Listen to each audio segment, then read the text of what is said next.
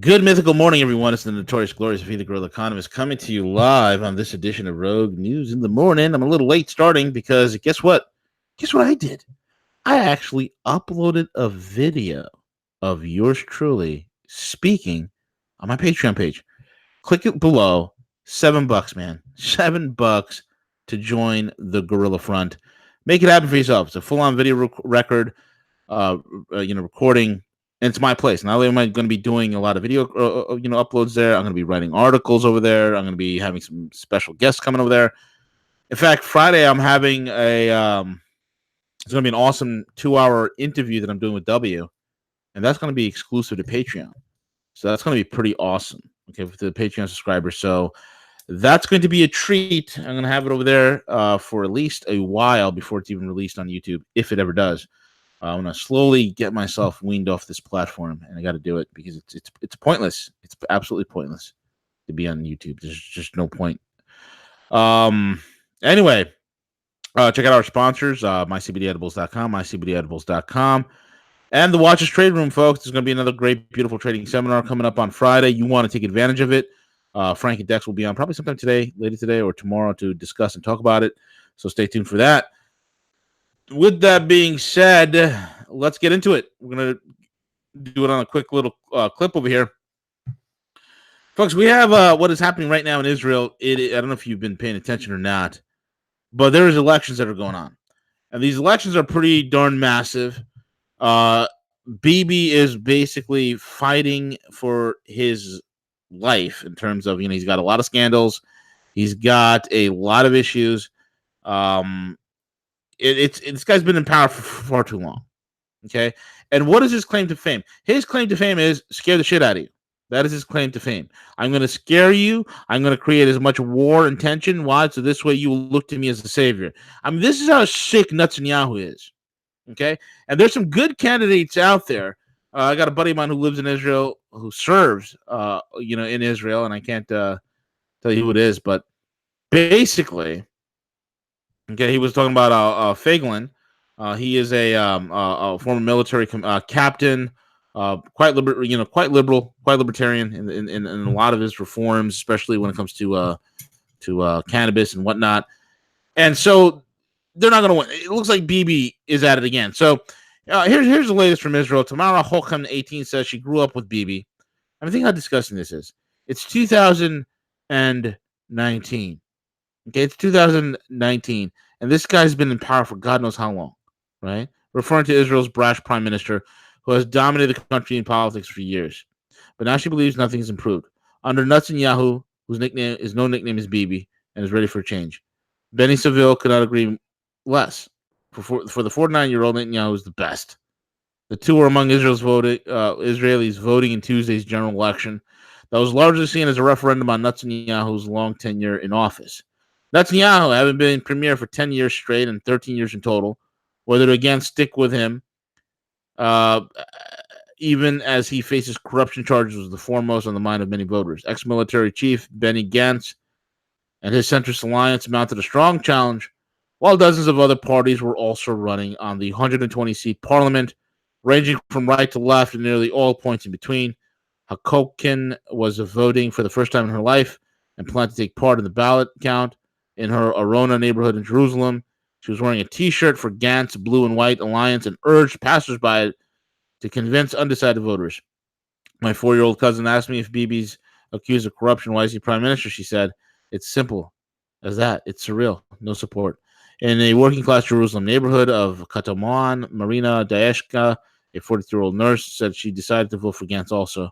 Arriving to vote with her two sons, she spoke of the high cost of living in Israel, a common concern in the country despite its economic growth.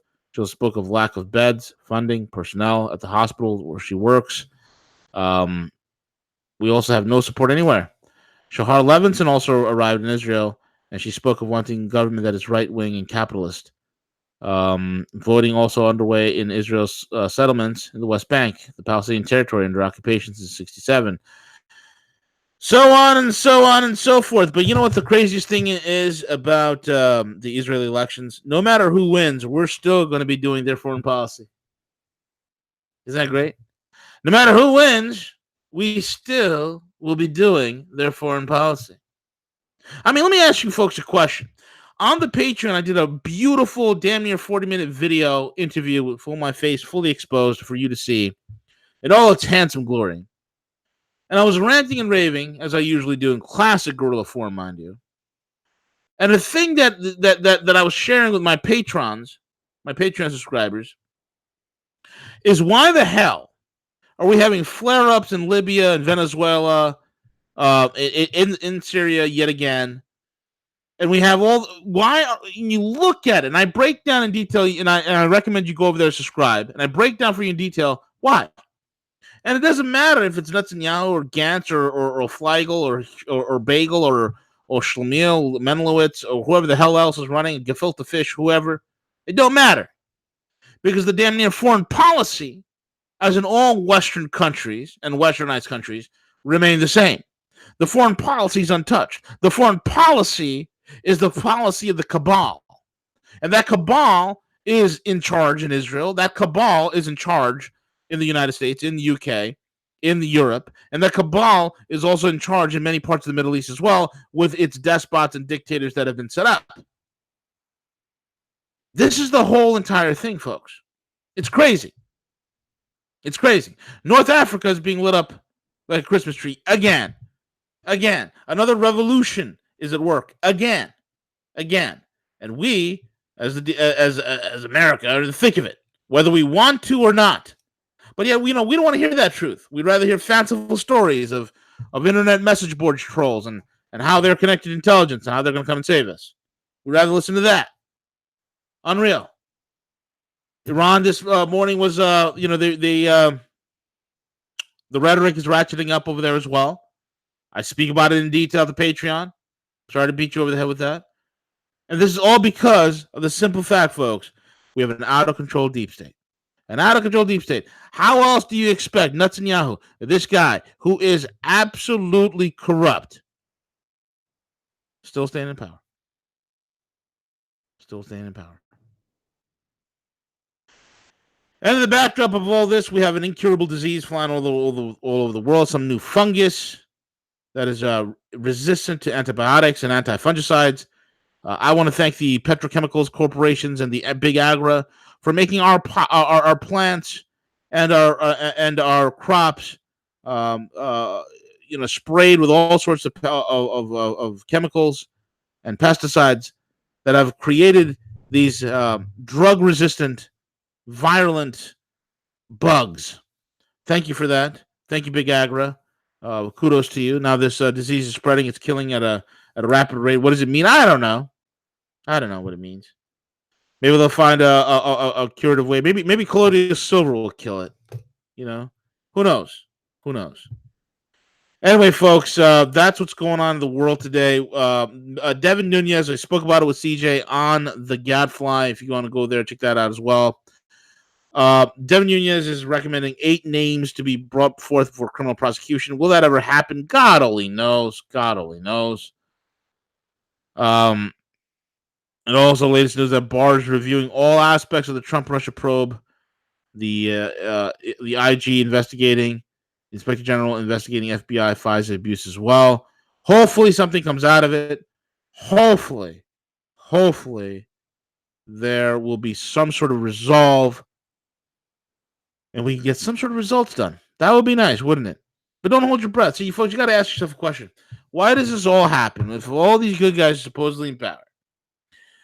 Why is it that the deep state is still running rampant overseas? Like, how is that even possible? I don't know. Maybe that's a conversation I need to have with W. Maybe he can explain it to me. So, folks, here's the deal. Morning shows are going to be a little bit different going forward. They're not going to be as long. They're going to be 10, 15 minutes tops. We'll be covering some brief topics.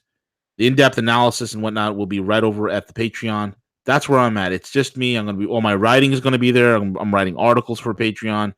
I'm doing, reports for Patreon. We're doing special offers for Patreon subscribers and also discounts and whatnot. So it's going to be worth it for you over there. And I'm deciding, should I keep it at $7? Should I even drop the price down to $5? I don't know. Maybe you guys could leave a comment in the comment description box. Let me know what you guys want to see at the Patreon, at the Patreon site. and I'll make it happen. I'll make it happen for all of you guys. All right, folks, with that being said, I'm over and out. Catch me on the Patreon. I'm there. Live videos uploaded. It's there. It's ready to go. Hasta la pasta, everybody. Cheers.